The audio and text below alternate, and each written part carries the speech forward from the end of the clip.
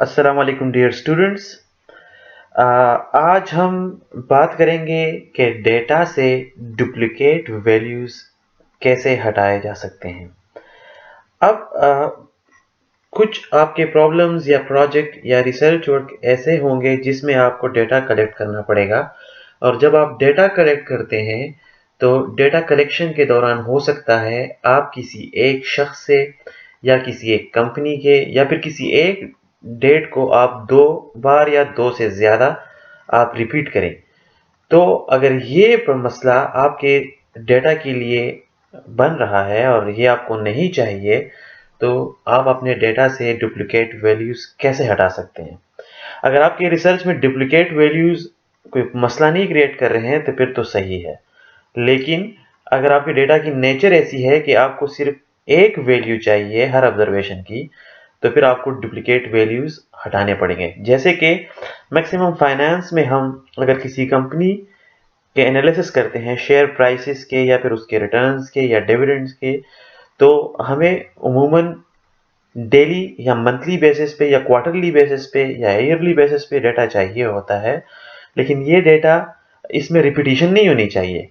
कि सपोज जैसे कि मैंने ये एग्जांपल लिया है, यहाँ पे आप देख सकते हैं पहले कॉलम में डेट है, दूसरे में कंपनी नेम, तीसरे में डिविडेंड और फिर प्राइस क्लोज मंथली। यानी कि मैं एबर्ट लेबोरेटरीज जो कि यूएसए की एक फर्म है, इसका डेटा ले रहा हूँ 1/1/2000 इस तारीख को, और फिर मैं इसी कंपनी के डिविडेंड ले रहा हूँ कि कितने डिविडेंड पे कर रहा है पर शेयर, और इसके मंथली क्लोजिंग प्राइस ले रहा हूँ। तो अब अगर मैं इस कंपनी के रिटर्न एनालिसिस या इनके प्राइस पे कोई भी एनालिसिस करना चाहूँ, तो मुझे हर एक डेट पे एक वैल्यू चाहिए। अगर इस डेटा में रिपीटिशन है तो ये मेरे एनालिसिस को डिस्टर्ब कर सकते हैं। लेट अस सपोज मैं एवरेज लेता हूँ या कुछ भी ले या इसी तरह कोई डिस्क्रिप्टिव स्टैटिस्टिक लगाता हूँ या मुझे कोई और ट्रेंड वगैरह देखना है, तो इस डेटा में रिपीटिशन नहीं होनी चाहिए।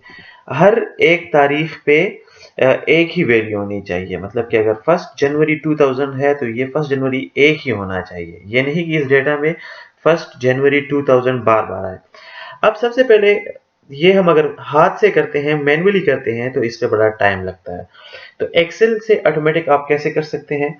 सबसे पहले आप आएंगे, अगर आप डेट देखना चाहते हैं कि डेट पे तो कोई रिपीटिशन नहीं हो रही, या फिर अगर आप जाहिर है कंपनी नेम पे तो रिपीटिशन होगी क्योंकि एक ही कंपनी है तो ये बार बार नाम रिपीट होगा।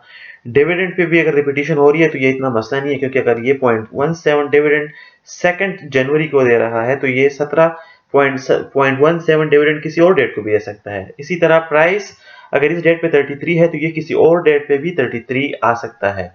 तो ये इतना मसला नहीं है। मुझे डेट्स देखने हैं कि डेट्स पे रिपीटिशन तो नहीं हो रही। इस कंपनी का डेटा मैंने एक ही डेट पे बार बार तो ऐड नहीं किया। ये देखने के लिए मैं डेट कॉलम पे आऊंगा, या फिर आपके डेटा में जो भी कॉलम जिस भी कॉलम में आपने डुप्लीकेट वैल्यूज देखने हैं उसको आप सेलेक्ट करेंगे। ये ऊपर जो ऐसे सेलेक्ट करते हैं, जैसे ऊपर आके यहाँ क्लिक करना है तो ये पूरा कॉलम सेलेक्ट हो जाएगा। अब मैंने जाना है होम।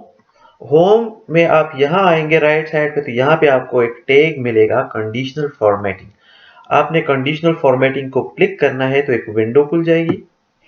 इस विंडो में आप देख सकते हैं मुख्तलिफ ऑप्शंस है। हाईलाइट सेल रूल्स, ये पहला ऑप्शन आ रहा है, मैं इसी को क्लिक करूंगा। हाईलाइट 6 सेल्स रूल्स को जब आप क्लिक करेंगे तो इससे एक और विंडो खुलेगी। उसमें आप देख सकते हैं ग्रेटर देन, लेस देन, कि आपको क्या चाहिए।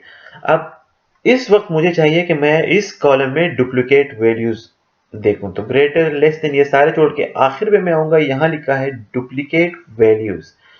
मैं ये डुप्लीकेट वैल्यूज क्लिक करूंगा, फिर एक और विंडो खुलेगी कि अगर आपकी डुप्लीकेट वैल्यूज हैं तो आप उसके साथ क्या करना चाहते हैं। तो यहाँ पे ये ऑप्शन आप क्लिक करेंगे तो यहाँ पे ये आपको बताएगा कि जहाँ पे डुप्लीकेट वैल्यूज है उसको हम उस सेल को कैसा कलर दें। तो यहाँ पे ये है कि light red fill with dark red text, कि जहाँ पे भी डुप्लीकेट वैल्यूज हैं आप उस सेल को रेड, लाइट रेड कलर दें। इसको मैं ओके कर देता हूँ।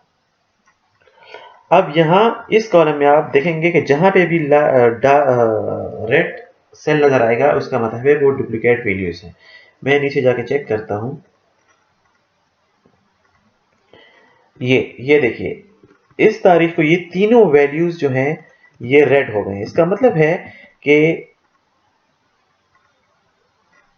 26 मई 2000 से लेके 28 मई तक ये वैल्यूज इसमें बार बार रिपीट हो रहे हैं। आगे और भी देख सकते हैं, ये भी रिपीटिशन हो रही है, इसके अलावा ये भी रिपीटिशन है।